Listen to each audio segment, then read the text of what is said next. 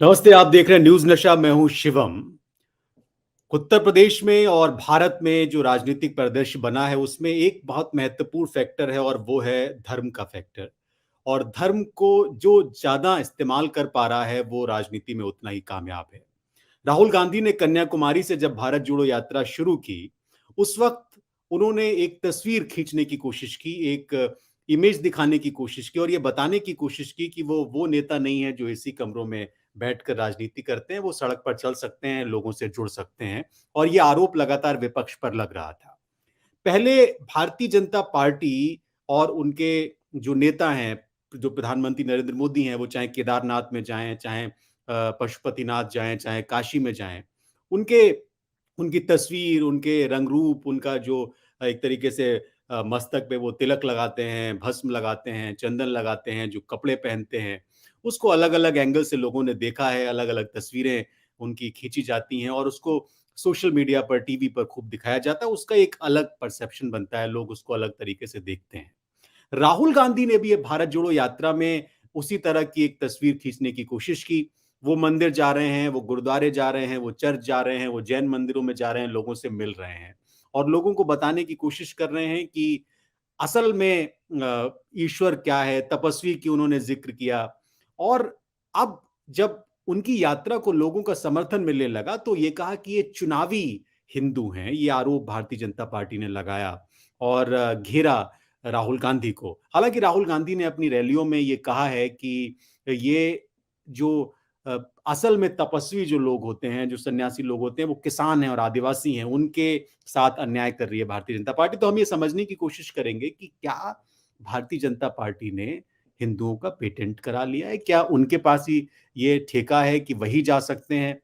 ये भी एक बड़ी चीज़ है। क्या भारतीय जनता पार्टी के अलावा कोई दूसरा दल या दूसरे दल का नेता जाता है अगर मंदिरों में, तो इस पर सवाल खड़े होने चाहिए। क्या कहा जाना चाहिए ये चुनावी हिंदू हैं? हमारे साथ स्वतंत्र राजनीतिक समीक्षक और लेखक डॉक्टर सीपी राय साहब हैं, बहुत वरिष्ठ हैं, बहुत बारीकी से समझते हैं, देखते हैं, उसका विश्लेषण करते हैं। हमारे साथ वरिष्ठ पत्रकार केपी मलिक साहब हैं। और भी पैनल में लोग जुड़ेंगे। आप सभी मेहमानों का बहुत स्वागत है।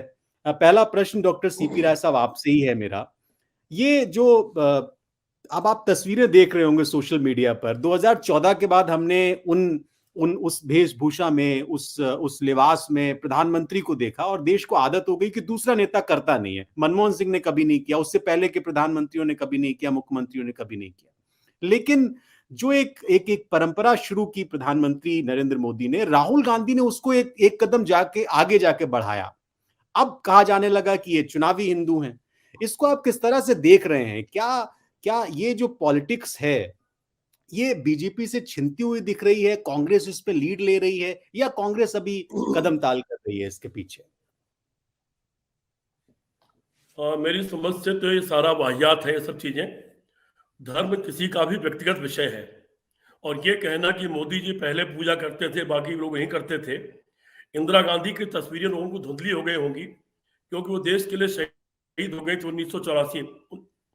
और उसके बाद बाकी लोग भी समय समय पर जिसकी जैसी आस्था है, लोग धर्म स्थलों पर जाते रहे हैं। नेहरू जी भी जाते थे, लेकिन वो व्यक्तिगत कार्यक्रम है। उसके लिए 100 कैमरे लगाना, देश के मीडिया का और सबका समय बर्बाद करना, देश को भ्रम में डालना, देश को अंधविश्वास में डालना, ये मुझे लगता है किसी प्रधानमंत्री राष्ट्रपति का काम नहीं है। व्यक्तिगत रूप से आपकी आस्था हो सकती है ज्योतिष में, पूजा पाठ में, धर्म में, किसी धर्म स्थल में, तो आप उसका पालन करिए।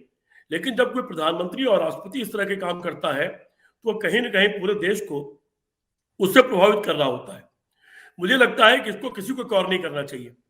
वो चाहे मोदी जी जा रहे हो, राहुल गांधी जा रहे हो, किसी को भी इन व्यक्तिगत क्षणों को कवर नहीं करना चाहिए। राहुल मोदी जी को शौक है कि वो सामने दिखाई पड़े और मंदिर का भगवान पीछे दिखाई पड़े, वो कराते रहे।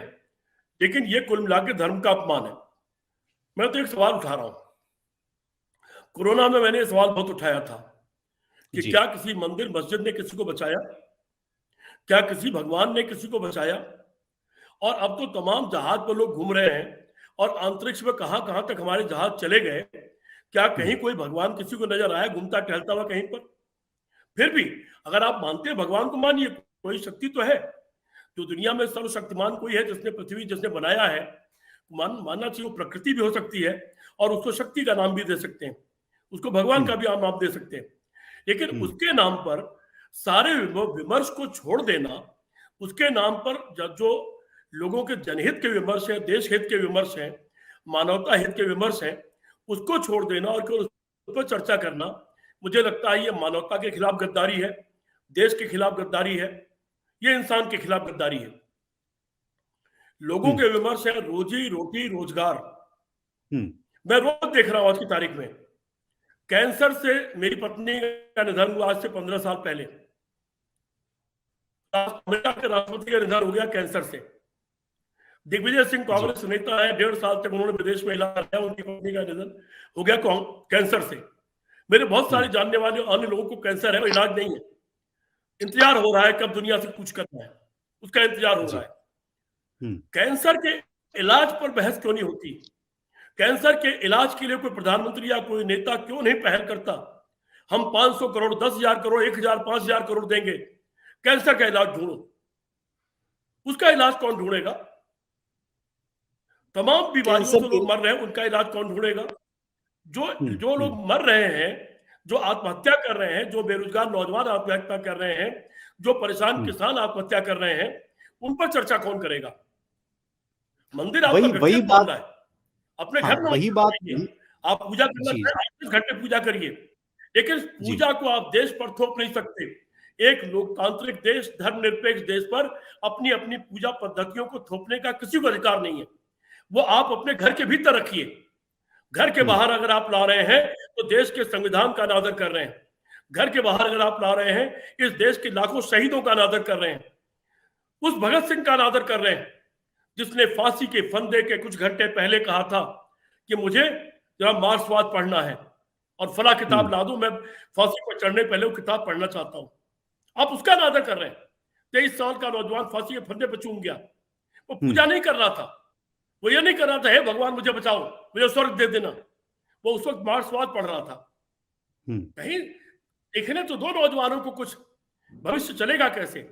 तो हम वैज्ञानिक सोच के बजाय अंधविश्वास की तरफ देश को ढकेल रहे हैं। जिसको विश्वास है वो हाथ दिखाता है, वो गंडा ताबीज पहनता है, वो तरह तरह की अंगूठियां पहनता है, वो न जाने क्या क्या कर्म करता है। उस अंधविश्वास में लोग बच्चों की हत्या करते हैं, नरबली देते हैं। पहले पशु बलि होती थी, अब नरबली भी होने लगी है कई जगहों पर। यह अंधविश्वास जिसको बांटना है बांटो। इस वैज्ञानिक युग में जहां जिसका निदान, सारी समस्याओं का निदान चिंतन से, पढ़ाई से, लिखाई से, वैज्ञानिक सोच से, आविष्कार से होना है, वहां उसकी तरफ बढ़ने के बजाय अभी मैं तो चुनाव देख रहा हूं रोजाना, मैं भाषण सुन रहा हूं सबके। इस चुनाव में कोई ये नहीं बताने के लिए तैयार है कि हम 27 साल से राज में हैं तो हमने 27 ये काम किए हैं। 27 काम मत बताओ, 2.7 काम बता दो 27 साल में क्या क्या काम किए हैं। और दूसरी पार्टी को भी बताना चाहिए कि आप जब थे तो आपने क्या क्या काम किया था। फ्री बांटने का, फ्री बिजली, फ्री पानी, ये फ्री वाला जो खैरात बांटने का चस्का चला है सारे लोगों को, मैं वहां भी देख रहा हूं।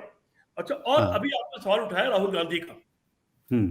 राहुल गांधी निश्चित तौर पर मंदिर जा रहे हैं, लेकिन राहुल गांधी अपने साथ कैमरे की टीम को अंदर लेके नहीं जा रहे कि पहले अंदर आप घुस जाओ तो हम बाहर आए। नहीं, लेकिन सीपी राय साहब, उनकी तस्वीरें बड़ी खूबसूरत खूबसूरत आ रही हैं साष्टांग करते हुए, आप देखिए।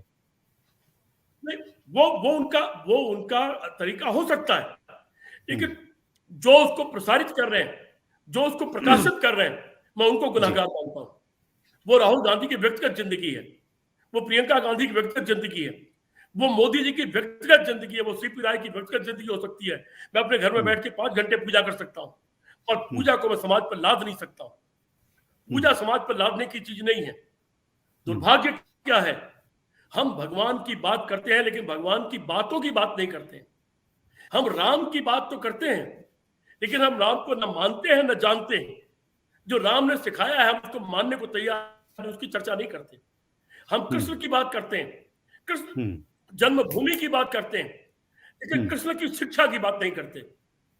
हम शिव के मंदिर की बात करते हैं, लेकिन शिव का मतलब क्या है और शिव क्यों, उनको महान क्यों बनाया हमारे ऋषि मुनियों ने, लेखकों ने उनको महान क्यों बनाया, हम उसकी बात करने को तैयार नहीं है, क्योंकि हम जो ही वो बातें करेंगे ये सारी आज की राजनीति कटघरे में खड़ी हो जाएगी, इसलिए उसकी बात नहीं करते। अरे नाम का प्रचार करने से बेहतर है का प्रचार कर दो, बेहतर यह है कि उसके सारे गुणों का प्रचार कर दो, बिल्कुल सही बात, बेहतर यह है कि उसके आदर्शों का प्रचार कर दो। लेकिन दुर्भाग्य क्या है, आदर्शों की बात नहीं हो रही है।